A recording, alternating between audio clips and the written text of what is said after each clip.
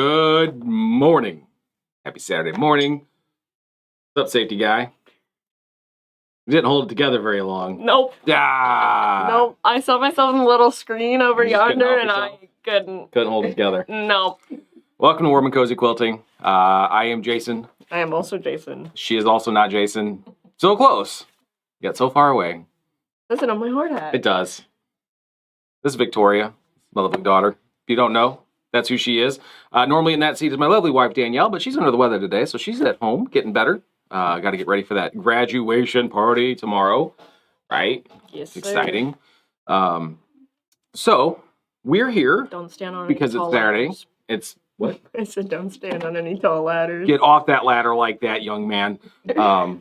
Full safety mode. Full safety guy mode. So if you're not really sure what's happening today, we're going to probably talk about safety. What you should and shouldn't do, how to do it safely, and all the other fun things that go along with safety. Because sometimes safety can be fun. I mean, look at her. She's having so much fun. These gloves are 2 sizes too big. I can fit 2 fingers in each of the finger holes. You'll grow into them. Maybe It doesn't seem very safe. As a former safety guy, I can tell you right now that large safety gloves don't matter because you're not actually doing anything. Oh, safety they're guys for don't the really effect. work. That's purely for the appearance of it all. Anyway, so I'm glad to see you all on. It's a little rainy out there this morning here in St. Louis area. Again, we're in Columbia, Illinois side, Southern Illinois, just across the river from St. Louis, just a couple minutes away. But anyway, if you're out there and you're watching, go ahead and say hi, say hello. We'll say hi back to you because that's kind of our Saturday morning routine. I've got my coffee. You couldn't drink coffee if you wanted to with them mittens that you got on. Those boxing gloves. It's terrible. Anyway, I digress. We do have a couple people jumping on saying hi, good morning. Good morning, Jackie. Good to see you on. Hello, 2.0. Good morning. My brother is joining us today. Woo! That's awesome. 2.0's brother. Awesome. How fun is that? My brother is not joining us today because he doesn't quilt. Neither does mine. Not so much. He has, though. He has, though. He has. He can. He has the ability to. He's made quilts. He has. Put him in the county fair. Yeah. Good morning, Pam. How you doing? Good to see you. Dolores, representing Southern Illinois. Love it. Morning, Sandy. Good morning. And hello, Patty. Oh, there's Julie jumping on saying good morning. Morning, Sadie. Glad you are here to join us via the video, not here in person. Want to drink some coffee? Go ahead. Oh, good morning. What are you doing to me here? I don't know. You fell apart. I was really hoping somebody else would jump on and I could say something, and then they didn't. You That's missed your okay. cue. You did. Sorry, guys. Oh, okay. This is why I generally don't coffee on videos anymore. Yeah, and I coffeed before the video, You so did. I'm like, You're amped? no. You're good? Oh. I'm ready Not for a amped. nap, Perfect. which was not at all the effect I was hoping it would have this morning. Perfect. So there's a couple Great. announcements for you guys. First and foremost, as you're watching this video, remember that if you're enjoying the video, I almost said the show. It's a show. It's also a show. Remember to use those reacts there across the bottom of your screen if you're on the Facebook page. Love, like, heart, care, sad, angry, happy. Wow. Any of those things are great because honestly, it's me and Victoria. And thank you to Kelly running the cameras for us this morning. She won't say anything, but don't call her out for it. Thank you, back Kelly. Anyway, it gives us the understanding that you're there. You're keeping it lively for us, and we appreciate it. Also, if you're on the YouTube channel, go down there and hit that subscribe button. It's free, it helps us out, and you can unsubscribe at any time. We And ask that you don't. We ask that you don't. But anyway, it's there. So, but also, and share this video because honestly, it's good, helpful information today. We like to have fun. We like to educate. You will love the information today. Even if you've heard it before, sometimes it's good to hear it again. Let's see here. Just some couple announcements ahead of time. All Illinois Shop Hop. I'm excited about this. Are you? I am. You can't move with that giant hard hat on, can you? No. You can take it off. Okay. That's all right. And the gloves too, if you want. Yeah, that's swell. I appreciate the enthusiasm in playing along.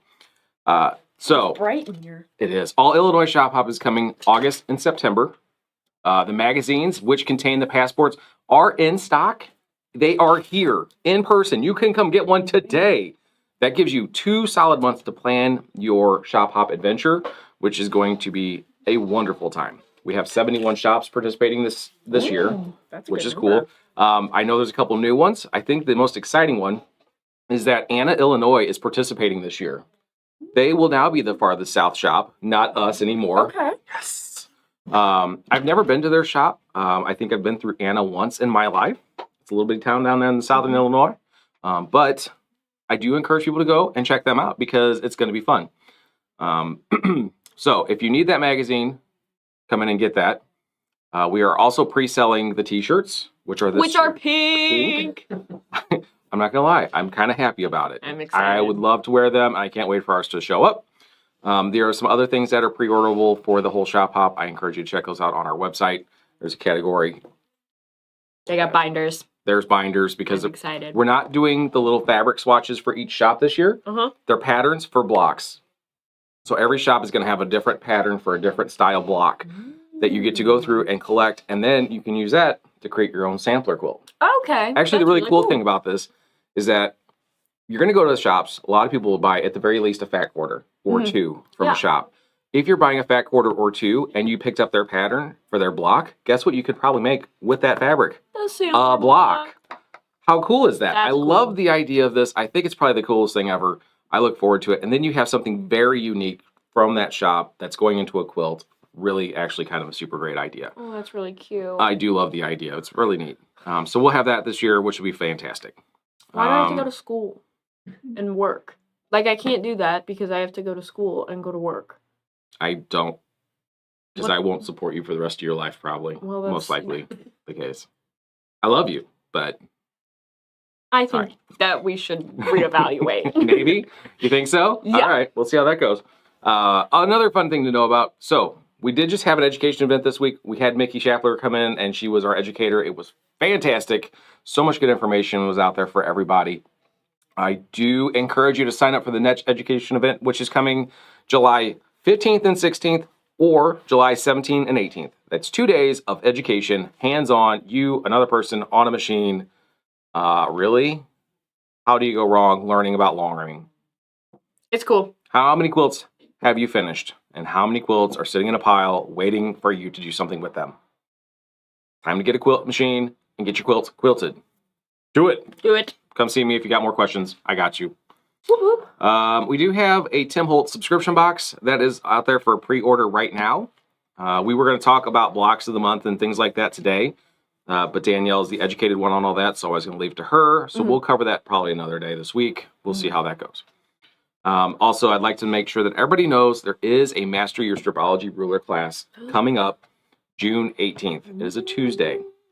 If you have a Stripology ruler and you have not taken the Master Your Stripology Ruler class with Danielle yet, what are you doing? You have not taken a Master Your Stripology Ruler class. I'm going to tell you right now, the information she gives and hands out there, coming straight from the educator of herself, the person, the creator, the inventor of the Stripology ruler. You can't go wrong taking the class from Danielle. So sign up for that. That is also on our website. So let's see. We got a few more people jumped on and said hello. So let's say hello to Alvina and good morning, Amy. Good morning. Hello, Mary. Atlanta. Wow. Ooh. Man, she went from here to Atlanta. I'm like, oh, that's awesome. Sitting in traffic. Ew. Ew. It's a good thing you got warm and cozy. Nice. Hello, Joanne, also Southern Illinois. And then we got Vicky. Good morning from Nashville, Tennessee. Morning. Morning, Vicky. Fantastic. Tell Nancy we said hi as well. All right. Okie doke. Now, let's see. Oh, and we got somebody over. Oh, Sadie's over on the YouTube saying sewing while watching this morning. That's a really good plan. It's a good plan. Hopefully while you're sewing and we talk about some things of safety, you'll be like, oops, I should probably fix that. Hopefully not, though. Maybe because you're being safe. And good morning, Diane. Good to see you on as well. All right. How's that vest hanging out on there? You liking that vest? Yeah. It's comfortable, isn't it? Yeah. I loved wearing it for many years. It's so fun. I don't want to wear it ever again. Anyway. All right. So today we're talking safety. Safety. Anytime you're working with any craft, trade, production Sharp of anything, objects. you need to be safe. You're a human. You are squishy. They can poke holes in you with stuff. Okay. Be careful. Also, non-human things, such as pokey stabby things, do not care. They have no emotions. They don't care. They're Your angry. machine that you've named that you love so dearly does not love you back. Does not have that same affection. Actually, if you know your machine, like my machines that are out there, they actually are waiting for the moment to act up. oh, he's acting up. It's my turn now. So they'll all act up at the same time. Oh, it's really terrible. Ask Kelly. She'll tell you. It's real. It's really bad. I When watched I it happen. first started, I thought that the machines were allergic to me because it felt like every other minute, like there was something wrong with one machine and then there was something wrong with the other machine, and I was just like, Why? It's not you. It's the machine. But that's why you give them names. That way you can yell at it. So rule number 1 when it comes to safety, name your machine. You have to have something to yell at it. It makes it feel better somehow for you. Maybe not so much the machine, because the machine's a machine. It doesn't care. No, really. The biggest thing I like to talk about when we talk safety has to do with scissors. oh, Every one of you right now has a pair of scissors somewhere in your house. If not 18 pairs in your sewing room. Now, some of us hmm have, trap ones like these guys here that we leave laying around intentionally. Because when that husband or that kid comes in to cut the top off their popsicle, they don't grab good scissors and cut them off because stop it. What is wrong with you? no. I will shoot you out of a cannon. You're so lucky I don't have a cannon. Tell me I'm wrong. That was Tell me crazy. I'm I wrong. don't think I've ever been threatened to be catapulted out of a cannon before. I think it would be more projectiled out of a Oh, cannon. got it. Yeah. But regardless, you've all been there. You've had them come in and grab your good scissors, and you've done everything not to shoot them out of a cannon, and I applaud you for that. Thank you. Also, you you have a probably cannon. don't need a cannon in your life, ever. I do. I think I do. So, when we talk scissors, a couple things you want to be sure of. Number 1, make sure they're clean, hmm fresh, sharp. Fresh. Like, take them out for a spa day. When were these sharpened last? Those were actually sharpened about a month and a half ago. Oh, really? Yes. Oh, okay. Yes, my dad is sharpening scissors now, and he Oh. does an amazing job with them. And so those were freshly sharpened, and they cut really well, don't they, Kelly? Yes, I love them. They're Well, that's great good. when they cut well. They used to not cut well at all. It was like cutting with 2 butter knives. It was really terrible. Terrible. More importantly, when it comes to scissors, you want to make sure you have the right scissors for the job. They can be sharp, they can be fresh, they can be clean, but I am not cutting batting with those. You will get nowhere. You will, very, Very, very slowly. very, very, very. Some scissors are made for garment sewing. Some are made for fabric, just general cutting. Some are just made for general utility. It's made for thread. Those are made for embroidery thread. So make sure, no matter how much of a rush you are in, always grab the right pair of scissors for the project that you are trying to accomplish. It will make a difference. You don't want to inadvertently snip into your fabric with cute little pointy embroidery scissors that you had because you were in a rush to cut this thread off. Be careful. You Be don't do mindful. Watch what you're doing. Let's see here. Also applique. Like if you're trying to cut off some applique, things like this Oh. that have a little spoon bill on it. Oh. These are great for when you're trimming around applique, Okay. so you don't, cut the wrong thing. It kind of keeps anyway. Works really well for that. So again, right style of scissors. Like we have so many different types of scissors. We These got ones have a these. cover, so you don't like stab yourself on accident. Mhm. Not that I've done that before. Those are Karen J. Buckley scissors. Great for accuracy cutting. And these are soft and squishy, so you're doing a lot of little tedious cutting. Oh, I don't know if we have any more of those. We have scissors for rag quilts that have a spring in them, Oh, which make that I so don't know much that we easier. have any more of those. They've been kind of on a hot streak lately. I may have to order some more of those. For sure. But you want to keep your scissors clean. That's an important one. So if you're working on a project, say with spray basting or some sort of interfacing that has an adhesive to it, once you're done, I strongly recommend you take those and you clean them appropriately. Clean the glue and stuff off of them. Your scissors will appreciate it. You will appreciate it later on. Appreciate it when you don't have spray basting on your next project. Future you will say thank you for taking the time to do that. Yes. Absolutely a really good idea. Once you're done, it is encouraged to take your scissors and store them in a, bless you, dry location.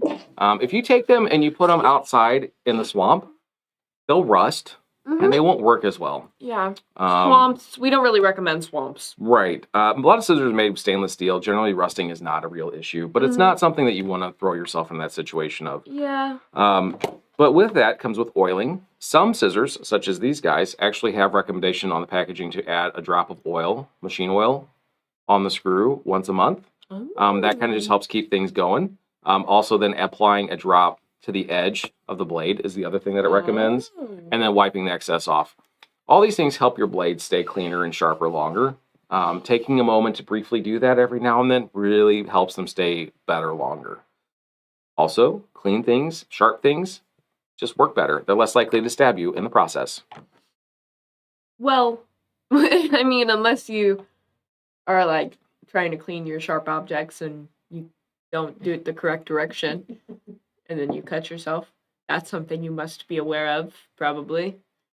Yes. Yes. Yes. Okay. Next. Next, moving on. Moving on.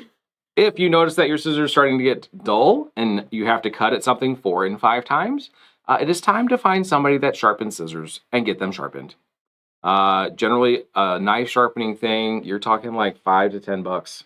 Oh, really? Yeah, it's not wildly expensive. And you'll thank yourself again later. Future you will be so happy you did that. So, like I said, sharpening scissors, something we do offer. Oh. I don't really advertise it. And because my didn't dad's got some limitations on what he can do with his setup, but you know, ask questions, let me know, and I can see if I can help you out with that. Adding another family member to the business. Right. Woo! All right. So scissors, that's that. You got a ton of different ones. Find the right So one for many. you, and keep them in good working condition. Thank you so much. Next, sharp, stabby, pointy things. More of them. Seam ripper. Who out there has a seam ripper? I have several, because I lose mine. Uh-huh. Who doesn't lose their seam ripper? Yeah, right. You've lost seam rippers. Next question. How long have you had that seam ripper? I'm Probably pretty 2 certain that Danielle, just yesterday, got rid of a seam ripper that I'm almost certain has been in this building since 2018. I'm almost positive of it. Look, guys. Yes, it's a serrated edge. Yes, they don't dull as quickly, but they can dull. They do dull. They can dull. Listen. Well, not they can, like they do. Do not live with the same seam ripper for years. Not only do we hate ripping in general, because ripping's not fun, Yeah. but if you're doing it with a dull piece of metal, it's so much less enjoyable. So for the love of everything, replace those.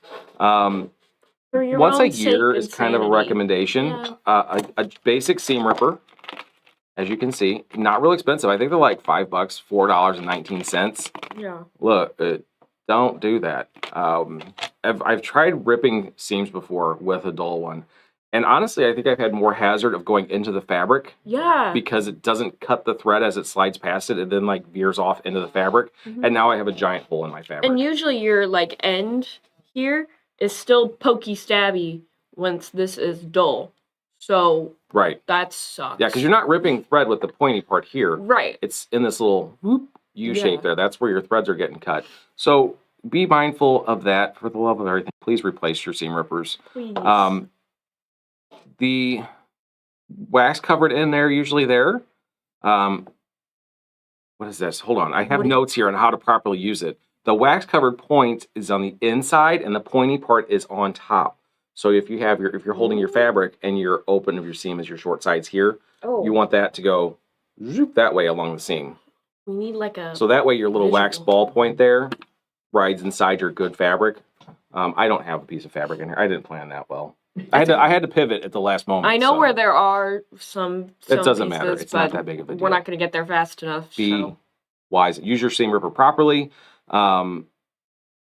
If you are ripping out seams that you're piecing, your seam ripper is your best friend. Make sure it's clean and new. If you're trying to rip stitches out of a quilt, I do not like using my seam ripper on my quilt tops anymore. No. Because of that pointy end, I'm always afraid of poking a hole in my quilts. Yeah. And since I quilt for hire, usually I'm afraid of poking somebody else's quilt, which is even more scary. So I now use a curved awl. I don't know if you can see that. Put that up there. Got a nice curve into that. While you have your stitches through your quilt sandwich, this lovely little curved awl will actually slip underneath the stitches, allowing you to pull them out nice and easy without stabbing your fabric. It is blunted, so it doesn't really poke into your fabric, but it's still a sharp metal object and can poke into it, so you still have to be careful. Yeah, if you put enough pressure behind it, you can still you can really get after it. It'll do its damage. Yeah. But it really does help. It makes life a lot easier when you got to rip stitches out of your quilt. Not that we want to do that, but sometimes you gotta. And those come in this lovely little package that look like this. These they're are also relatively cheap. Like they're not super $15, expensive. but the thing is, at $15, this thing is not going to. It's not like It's your not gonna seam ripper dull. where you're dulling that out and you got to worry about Yeah. replacing this every year. Mhm. The only thing you got to worry about this is losing it. Yeah, that's a sad day when that happens. Who hasn't lost a tool yet? No. Okay. I've lost so many tools. It's silly. You have business cards in here. I do have business cards in there. They're like super old. They are. Forgot they were there. That's crazy. That's why nobody uses that anymore. That's valid. All right. Okay, what's next? So seam rippers can rip fabric, so be careful while removing. And pointing end can pierce skin. So always, by the way, this has happened at this location. A Happened at my misplaced home. seam ripper without a proper cover on it found its way into a person. Please, for everything that's right in the world, there is a cover that came with your seam ripper. Please put it back on the seam ripper. And if your scissors come with that too, that's not for decoration. I'd keep that. Safety Victoria says, if there's caps for your scissors, put the cap on it. Thank you. Especially if you're going to wear them on a magnet and they're super heavy and they're going to weigh down and they're sharp and pointy. I feel like this is coming from the voice of experience. Okay. I missed Super that fun. cap. Gracious. Anyway, what's next? And Pam says, always keep a Band-Aid handy. Yep. Also, not a terrible idea. That's real. Sometimes We life are happens. working with fast-moving, sharp and pointy things frequently, so that Right. is always helpful to keep those around. For sure. Absolutely. Okay. So we've talked about scissors. We've talked about seam rippers. What's the other sharp, stabby, pokey thing that we work with a lot? Well, there's two. Oh, these? These here. Rotary blades. Rotary cutters. Yes. We love our rotary cutters. Yes. We've had the conversation before about whether or not you'd get rid of the scissors or get rid of rotary cutters. If you had a choice in this world, many people would get rid of scissors before they got rid of their rotary cutters. Oh, really? Real. Because they're fantastic. That's Probably the best invention ever. Created in 1980 by the Ulfa Company. This lovely device is a spinny circle of razor bladery. Woo! The cool thing about that is that we can put that on our cutting mat and we cut a nice straight line, super easy, super fast, clean, awesome, until your finger also has a nice clean edge. But thankfully you had a brand new blade and it went right on through and it only hurts somewhat of a sort of a little bit. Please be careful about that, guys. Yep. Anyway, rotary cutters, they're awesome. We love them. They are probably one of the most dangerous tools that we have in our arsenals. I very rarely hear of somebody saying, I cut my fingers with my scissors. Because usually your fingers aren't in there. Right. Usually you figure out to keep them away. More often than not, it's this guy here that gets a hold of you. And if it's a clean, sharp blade like it should be, it hurts. Even if it's a dull blade, it hurts. It never is good. This is my understanding. I've never done it. I avoid it. Not a fan. So when it comes to rotary cutters, we do have ergonomic blades or rotary cutters available. These are Martelli, the way you hold them. Actually, the one's on the table there. Could you grab me that one? Oh. Yeah. Thanks. This guy here, you hold it. You have the ability to rotary cut and control it by way of where your hand is on, your fingers on that machine there. We do have your standard Ulfa cutters. A lot of folks have these. Work just fine. These are great because this one, this little lever, the black lever here, when you pull that up, pushes the blade out, and then when you let go, it retracts back into this cover here, which is super nice that you don't have to think to remember to recover it. Or you have these lovely guys that also, this is kind of a newer thing that's been happening out there, weighted rotary cutters. It's really nice. I like the weighted rotary cutters like a lot. Mainly because with the weight of the rotary cutter, it's doing a lot more of the pushing down on the gravity's doing a job for you and cutting that fabric for you. Again, whatever fits your style best is what you want to use. Super great for a stripology ruler. Absolutely. But what you do need to be aware of is, though, that rotary blades can and will go dull. Dull is not good. If you accidentally hit your ruler, you may have put a nick in your blade. That can cause skip cutting, which means that your fabric's not pulling apart. What happens when your fabric doesn't get cut the first time? You cry. Oh. I mean, I Just- guess eventually. Yeah. You usually go back and you try to cut it again. Oh, yeah, that's And again. and again. And again. And then again. So now you're sawing at your fabric. And just that's not fraying good. and doing Very all good. sorts of awful things. So replace your blades as frequently as soon as you start noticing that it's not as smooth of a cut. It should cut like butter. It should just slide right on through. The other thing that happens is when your blade starts to dull, it's going to start digging and grooving into your cutting mat, which if you have spent some good money on one of those self-healing mats, all it's going to do is push threads down into your mat, and it's going to just start cutting and gouging at it. And it can't heal if there's like things in its way. Right, or if you've gouged a large groove into it. Mm-hmm. Change your blades. Yeah. They usually come in multi-packs. I do discourage changing blades via brand. So I wouldn't buy Martelli rotary cutter blades. And put it in your Olfa. Don't put them in your Olfa. Don't try to put them in the Creative Grids. Generally, they don't fit. Yeah. They've made them sort of proprietary. Yeah. The other hazard is that Martelli, for example, they do not have the little notches around the inside of their blades. Mhm. When you put that in an Olfa blade into a Martelli, Olfa has those little notches. Those little notches will do damage to the little brass screw that holds this one together. Mhm. So this will eventually then fall off. Oh no. Yeah, it's bad. So you don't want to do that. Same with Creative Grids. They have their own style of rotary cutting blade. Make sure you get what is appropriate for your brand. Sometimes some brands are slightly more cost efficient. However, that doesn't mean it's better for your rotary cutter. So, Also, yes, ma'am. get yourself one of these. Oh, yes. So if you are you're correct. If you're a new to working with rotary, I know that whenever I first started working and I first started cutting, I wore this frequently.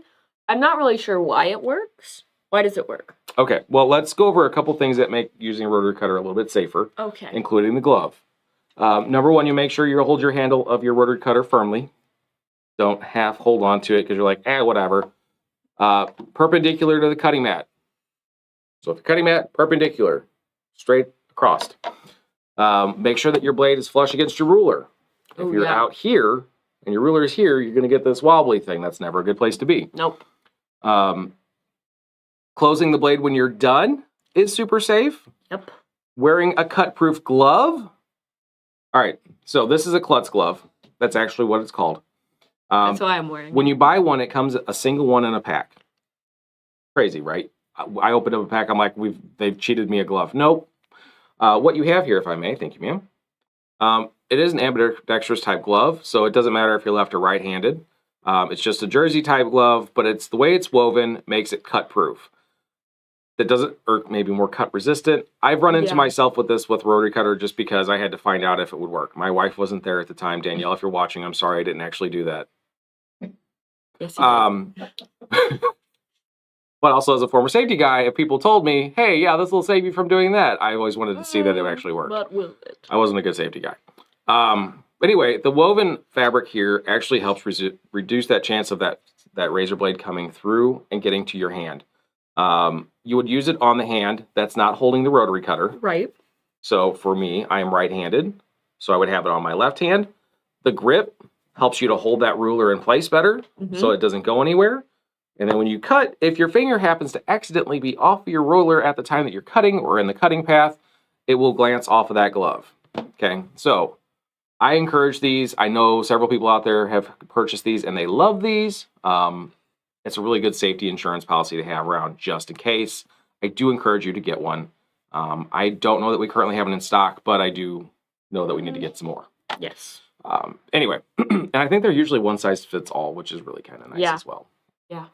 And that was kind of snug on my hand, but I would actually still be able to use it if I had to. And it was kind of big on mine, but it wasn't too, like, in the way, if that makes sense. Right. And last but not least, my last note on rotary cutting says, don't drink and cut. Oh. I'm not sure what I was thinking when I typed that in there, but I mean, you get it. Yeah. Just be safe. Okay, moving on. More safety conversation. Pins. So, we use pins a lot. I did not grab Wonder Clips like I normally have with me. I prefer to use Wonder Clips because they aren't sharp and stabby and they hold my fabrics together. Yep. Yeah. So, but if you use pins, there they are. Which some projects, like, you really need to use pins and not clips so much, depending on the fabric that you're working with. Am I right? It can just depend on project. It really can.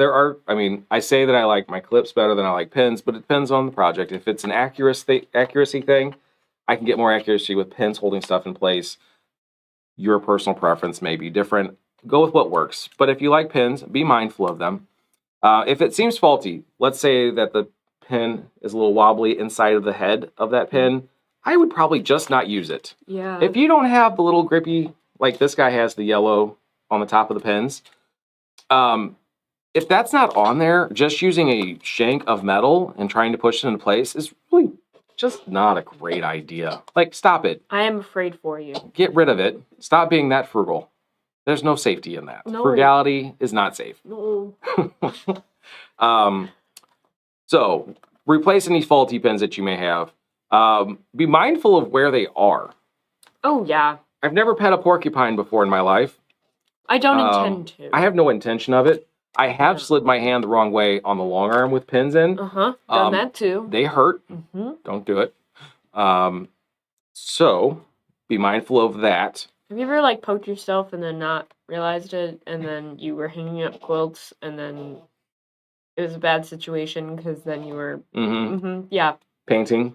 on the wall. Yeah. Yeah, I watched that happen. you did it. I did. So I brought it up because it was kind of funny. Yeah, if they're, you got to be mindful of pins. So Pam says get rid of bent pins. Yeah, absolutely a really good idea. Bent pins are never your friend because you're expecting pins to be here, and when they're here, it doesn't work well for anybody, especially if you hand it over to somebody. Let's see here. So another conversation when it comes to pins. If it's completely blunted, round it out, just get rid of it. So the first time we talked safety, Yeah. I got lit up on camera because I said, just get rid of the whole thing and buy a whole new pack of pins. And boy, did I hear about it. And that's okay. Put me in line. I understand. What do I know? But there is a fun, neat trick that if you have a pin that's having a hard time going through fabric, that if you drag it through your hair, it actually takes the natural oils that are on your hair and applies it to that needle, and you can slip it through the fabric a little bit easier. So it is real. It does work. I thought it was absolutely crazy. I've tried it. Oh. Okay. But again, if they're wildly bent out of place, stop fiddling with it. Get rid of it. It's a hazard to you and everybody around you. Don't do that to yourself. And also, do not reach blindly into your pin bowl. Get yourself a tomato. I prefer the tomatoes over the pin bowl every day. The pin bowls look like death traps. These things are so iconically fantastic. Just your velvet tomato, like, it's a really cool thing. You just put your pins in there. If you don't have one of these, somehow you weren't raised right, that's okay. Come visit us. I will get you one of these in your possession. You stick your pins in there, you never have pins pointing out the wrong direction. They're always just grab the pin head. It's awesome. Versus my magnet pin bowls that I use these guys in, where you never really know what you're going to grab a hold of. Again, use the right pins as well. There's pins made for specifically for pinning on your quilt top. You have pins specifically for attaching your quilts to your long arm leaders. You have various gauges of pins depending on what you're working with. As with all things safety related, use the appropriate tool for the job. Don't use a hammer for a screw. Nope. That's what she said. Because you need a screwdriver. If you have a screw, if you have a nail, then you need a hammer. That was funny. That was so funny. I did such a good job with that. And I mean, I don't know. If you hit a screw hard enough into the wall with a hammer, I'm getting laughs. I got some laughs. Thank you. Thank you. That's why the reacts are so important, guys. They really help some people's cases. They help me feel better. Oh, goodness, Gordon. Okay. Good morning, Dorothy. Good to see you. You say hi to Miss Debbie. Who now? What now? Miss Debbie. Oh, hi, Debbie. Good to see you on as well. Morning. All right. I love it. All right. So we've talked about pins, pokey, stabby things of the sort. Let's talk ergonomics. Just some couple tips to keep in mind for body posture while you're working on your projects. You're sitting in a chair for a really long period of time, cutting, sewing, piecing, putting things together, planning, understanding what you're doing. Couple things to know. It's so long. Number one, take breaks. Get up and move around. Your body isn't really designed to sit still for 14 hours working on a project. Get up, wander around. Also, if you've been sitting for 14 hours, you probably need a restroom break. Do the right thing. Go take care of yourself. Good for your kidneys. Also, eat, drink water, get up and move, do all those things. Okay? While you're working at your table, proper position while sewing is super important.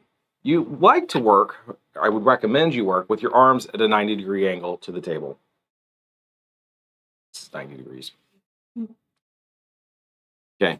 If you are reaching up to sew, you're going to get real tired real quick. Your arms are going to be uncomfortable. It's going to hurt your shoulders. You're going to feel it in your neck and your back. You're going to need a spa day real fast. Yeah. Which isn't a bad thing. No, Take a spa day. I give you permission. But don't take... I'm not paying for it. Because it's fun. Not because, like, you have to because you're in pain. That sounds so terrible. Right. While you're sitting there working, also having your back straight, not slouching. You're making fun of me? No, I'm making fun of me because my posture in chairs generally is atrocious. That will also help with that back strain. Also, don't sit cross-legged like I am right now. I would have you look, but you can't because... That takes so much effort to make the camera it's below the table. I actually have my feet crisscrossed because it's comfortable for me, but it's not good for circulation. It's actually quite poor for your leg circulation. So you should sit with your feet comfortably flat on the floor. See how more professional you feel right now? I miss my leg crossed. Yeah, I do too. I feel weird without it. Yeah.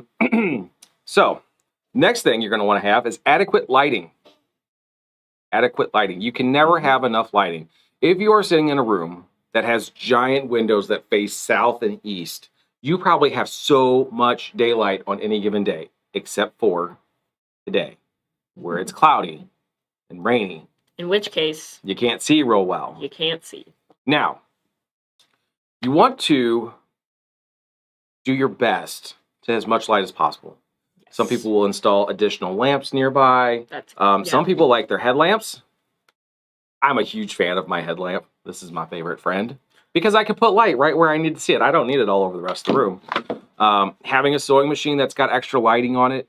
A lot of sewing machines, you can buy peripheral lighting that just sticks inside of your throat and then via UPS or USB port plugs into an outlet, and then you have extra lighting inside of your throat space. Ooh. Lighting, lighting, lighting. You will never see or hear anybody say, "Oh, I have too much light in my sewing room." Wrong. Not real. No. That would be a lie. Danielle's sewing room is lit up like the sun, and I can assure you she may want more lighting. There's a lot of light in that room. It's like giant, like industrial LED lights. It almost hurts your eyes when you walk in. It does. It almost does. It's dark in there, and you go in and you turn on the lights. It's like yeah. Mm-hmm. And then when you turn them off, everything's black. Yeah. Because your eyes haven't adjusted. So you can't do anything. You got to sit there for a minute before you try walking out of the room because I know the floor is right in front of me. But I really don't know. But I'm not certain. Right. I just stepped into a black hole. Right. Pardon me. So, anyway, good lighting, super important. Make sure you have adequate lighting in your space. You will absolutely love it. And also lighting does help prevent that slouching thing because everything's so illuminated, you're not trying to get closer to your project. The light helps you see better. Yes. So, therefore, helps with your posture. Also useful. And Pam mentioned this one just now. Having a good seat is super important, a good chair. Finding the right chair is so very important. Sometimes we'll just go and grab like these super cheap Amazon chairs that we're sitting on. They work great for us in a classroom space because people are in them for a little bit of time during a class. Yes. Or we sit in them while we're doing videos, and sometimes we shrink while videoing. That's great and fun and all, but honestly, if you're working on it at your house, and you're working on a project, and you have this chair that you've had for 25 years, and it's like sitting on a brick post. And you lean back, and the whole back falls, and it's no good. Really scary. Go out, and I can't tell you what chair to get because everybody's a little different. But go test drive chairs. Go to your office supply stores. There are furniture supply stores that are out there. Do yourself a favor and spend the money on a decent chair. Danielle got one of those bungee corded chairs. I'm gonna tell you right now, that thing is great to sit in. It's super supportive. It's got a nice wide enough that I can sit in it comfortably. And it sits up high enough that even at my height, I'm comfortable with my feet on the floor all the way up. And I think she paid around $200 something for that one. Absolutely worth the investment though. Yeah. So again, she won't need another chair for a while. Like, it gonna last. It's gonna last. It's gonna be it was a great investment. So do yourself that favor. If you're getting into this, you're new to this, and you're like, boy, what do I want to spend money on next? If you got a decent machine, get yourself a decent chair. You will thank yourself later. And again, that's one of those, I got it now, it's gonna last me for a while. I ain't gonna have to replace it anytime soon. So just think back to your working days too. If you're retired, did you get to sit in the junky chairs all the time? Nah, you fought somebody for a good chair, right? I know I did. I got a couple good chairs in my life. They never let me take them with me, but do the right thing. Get a comfy chair. You'll love it. Good morning, Diane. I have an adjustable office chair without arms, and it's perfect. Ooh. Yeah, and that's another conversation you need to have with yourself. Arms or no arms? I like having arms. I do too. Like, I like these. But on my chair in a working situation, I actually kind of like this. These chairs don't have arms. Yeah. I like being able to get out of my chair a little easier. If I drop things, it's a little easier for me to bend over to grab stuff. Some folks, though, love those side arms. They love having them on there. Support, relax you, like when you take a minute to, it's nice to have the arms there. Yeah, but get what makes the most sense for you. And look at all that while you're out shopping for that proper chair for yourself. Sadie says a lot of people like using gaming chairs. Those things are meant for people to sit in them for 14 hours at a time. I mean, if you are serious about a chair for sewing, yes, seriously look at a gaming chair. That is not even it's not a joke. That's real. Like, you're going to be sitting, getting a gaming chair. You will thank everybody later. Gamers, those kids that sit and play video games all the time, they know what they're doing. Spurred the creation of some of the greatest chairs ever because they're sitting there for a long time. So anyway, check those out. If you haven't, I encourage you to do so. But anyway, proper chair will help. And then, if you have a chair and getting a new chair isn't exactly in the budget at this point in time, there are some really nice seat cushions that you can get out there that you can put on top of your chair and for your back for lumbar support. We have a couple that Janome has one, and it's nice. They're very comfortable. They really add a nice comfort level to your chair. Yeah. And those for $100 for a couple of really good cushions really kind of helps things go a long way. So get the right chair and or the right cushions. You will thank everybody for it later. Yep. Okay. Yep. All right. Let's see. I had a couple other things I want to talk about real quick. As far as maintenance and sewing is concerned with your machine. Number one, with your machine, please make sure you change your needles. Needles are not meant to last forever. Should have gotten a picture of a dull needle, the microscopic image of a dull needle and a sharp needle. Yes, I agree. I need to do my own for that purpose. It's so cool. There is a dramatic difference between a needle that's been used and one that has not been, that's fresh from the factory. Your needle goes through fabric thousands of times at a high rate of speed, smashing through layers of fabric. This causes friction, which causes things to dull and deform, which can cause problems for you while you're stitching. Now, I have to say, I've had people tell me that they've had needles that they've gone months without changing. Months. Some people I've heard said years. How? I don't know. It's weird to me, but also if you're not avidly doing something regularly. Yeah. I mean, we're sewing all the time, but that's right. We live in a world of always creating stuff, and there's always a need for us to be changing our needles. But if you're changing your needle like once a year because you're doing a project in January while it's cold outside, maybe September because, why not? Maybe another time in December. Yeah. That's reasonable. Yeah. But anytime you do a larger project, I strongly encourage to replace that needle. Yeah. Effectively, needles are not that expensive for what you get. And it doesn't even really matter brand. You can go Oregon, you can go Schmetz. Brand can sometimes be factor with the company that you bought your machine from. Janome is a big fan of using Oregon needles in their machines. Yes, you can use a Schmetz needle in a Janome machine. There is a bit of a difference in where the eye of the needle lines up, so it could affect a needle threader. Right. But get some needles, guys. Have them, replace them. Yep. If you have a long arm, I tell people that you want to change your needle after every large quilt. That equates to about every 6 to 8 hours of quilting. Yep. So yeah, if you do a couple, 2, 3 baby quilts in a row, you're probably fine. But after that, do yourself a favor, change the needle. It will help you with any sort of thread issues you've been having. It makes a world of difference. Sure does. Do not be cheap about it. No. Okay. Let's see here. Then as far as other things, when you're talking needle, we're also talking threads. Mm-hmm. There's a ton of different threads out there. I'll grab that from you for a second. We got all kinds of different ones in the shop. We have Orifil. That's 100% cotton. This is a variegated version of it. This is great for piecing with your sewing machine. I do love this stuff. We've got some Gutermann, and we've got some, who is this? I know this brand. Oh, YLI. Oh. These two are cotton thread, Gutermann and YLI. These are great for hand piecing or working with your sewing machine, especially if you love that little bit thicker weight thread. Those are great for that. I wouldn't use these on a long arm. Yeah. Then we have giant cones of, this is Omni thread. These are great for long arm quilting. Can you use it in your domestic machine? Absolutely. Absolutely you can. But it's a personal preference on what you're doing and, know what you're getting. However, keep in mind age. Threads can dry rot. If your thread is from grandma from 1845, stop it. Just stop. She would love for you to create something, but not with that thread. Mainly because it probably falls apart by looking at it. Into dust. So, and that was an over-exaggeration of time. Again, depending on storage of the material, it does great decoration. Depending on the way it was stored over time, everything, weather conditions, all that kind of stuff can really affect the lifespan of thread. Being slept out in the sun, like if it was in a room, but it was in the light of the sun, it could definitely fade and become weaker.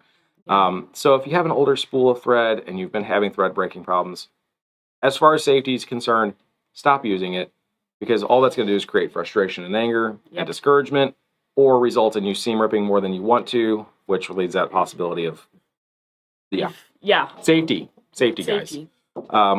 So safety says change all the important stuff. Okay.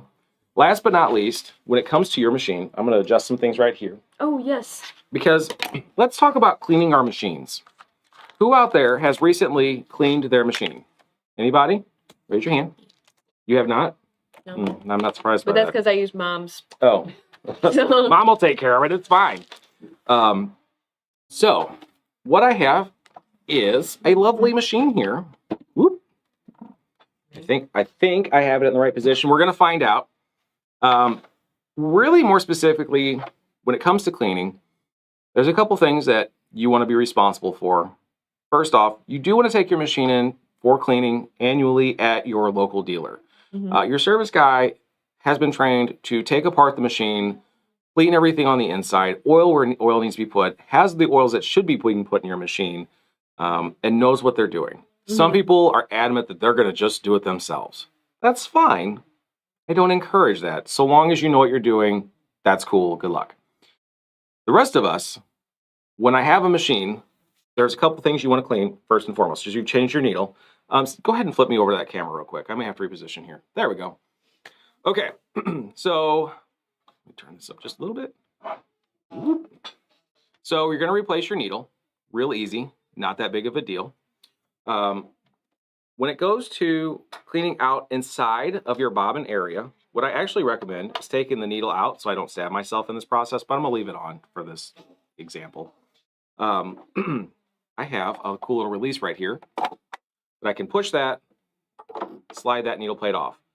Now, many folks will have a couple of screws that secure their needle plate to the machine. And in your bag of goodies, when you got your machine, there should have been a little screwdriver. It may not look like a screwdriver. It may look like a little triangle. But that's what you can use to take those screws out to take your needle plate off.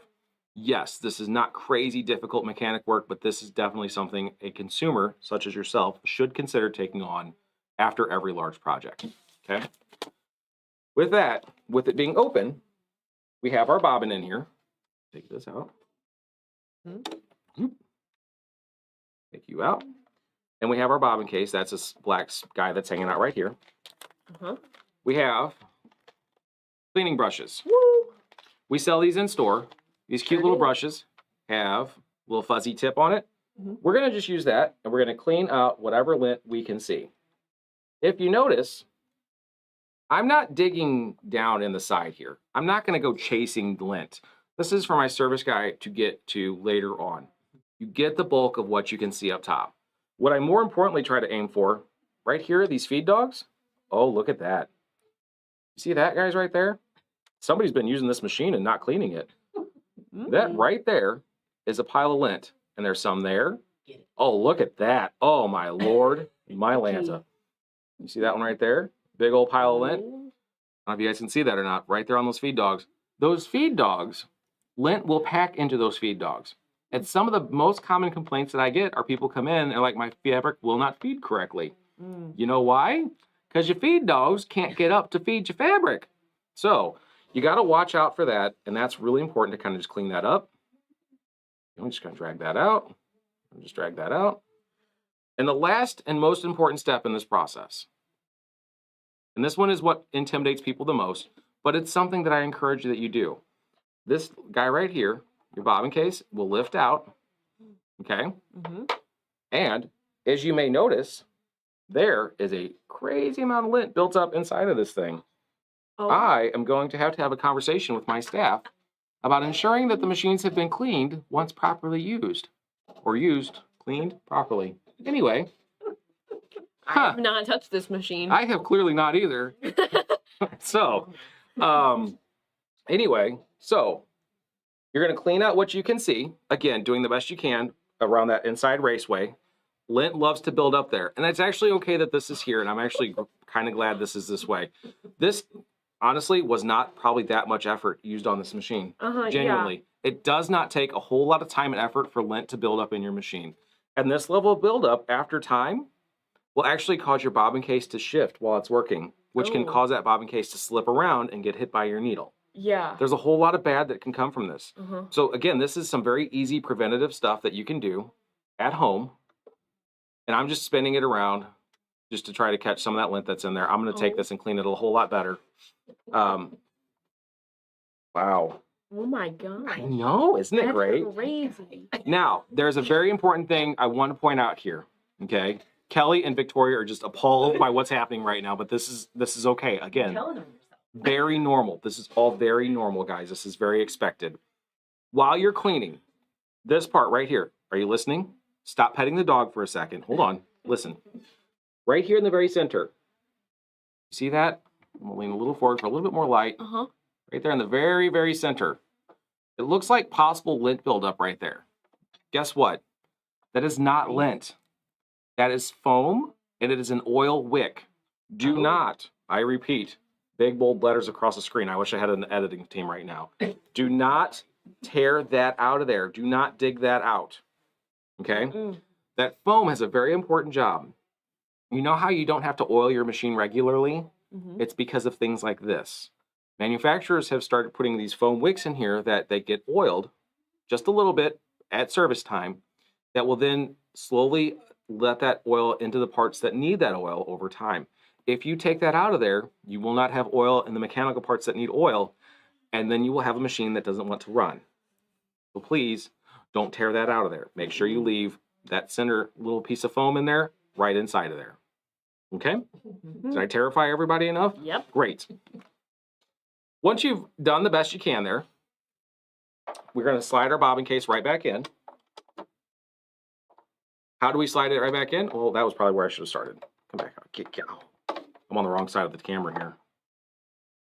So on your bobbin case, this open spot right here, that's actually where your needle goes in, up here at the top. Here. So we're going to just slide that guy in. Okay. I'm in the wrong position for this. So work with me here, guys. Got it. I'm a professional. You're doing a great job. Is it where it's supposed to be? Oh, it's where it's supposed to be. Sorry. The nice thing about Genomi's, and I can't say this for all brands, but for us, you can see here I got a red dot here, and I've got a red dot on my bobbin case. See how they're pointing at each other? That tells me they're in the right position. So long as those guys are pointing at each other, this block right here will stop that bobbin case from spinning around. And so everything will flow the way it's supposed to. Okay. Yay! Now, once you got everything nice and cleaned up, and you got all the lint out that you can possibly get within reason, I'm going to slide my needle plate back into place. With this machine, all I have to do is just, ta-da! It is so wonderful to not have to try to fiddle with those little tiny screws that you may drop inside of the machine. Put your screws back into place to make sure it's fully secure. Mm-hmm. Then you put your bobbin back in where it belongs, and off you go. And your foot. Oh yeah, put your foot back on. Obviously, stitching without a foot does not go well. Nope. So all that is all the information I can give you on cleaning your machine. Again, very basic, very easy, very simple. If you're concerned about doing that, make sure you're making your visits to your maintenance person a little bit more regularly. But again, very important to have it serviced. Kelly, you can go and flip this back over to here. Thank you, ma'am. I hope you guys found that information useful. Again, I didn't know how to do that. That's cool. With your machine cleaned, will run properly, will cause you to have less headaches and concern and all sorts of things happening. Again, that whole, when it comes to safety, anger and hostility are not part of it. So if you're angry at your machine and you're ready to go throw it in the creek, don't. That's probably not a safe choice, friend. I mean, it's environmentally unsound. Yeah. So yeah, you don't want to do that. Well, now I want to go clean all the failed Well, floor I want you to machines. know you get to. Oh. Because, yeah. It's like that one we don't use very often unless we're demoing it, so that's crazy. It really is kind of crazy how quickly the lint can build up, how it doesn't take a whole lot. That's why, and again, that process that we just went through, I would say if you have a regularity of a quilt a month or so, that you should probably be going in there once a month and cleaning it out. Just make that part of your routine. It's just, your machine will thank you for it. And these machines generally are built to last for a real long time, so it's absolutely a really good idea to keep up with maintenance on that kind of stuff. Absolutely. So again, I that's all I really got for you guys today. Yeah. I really hope you all took something from this.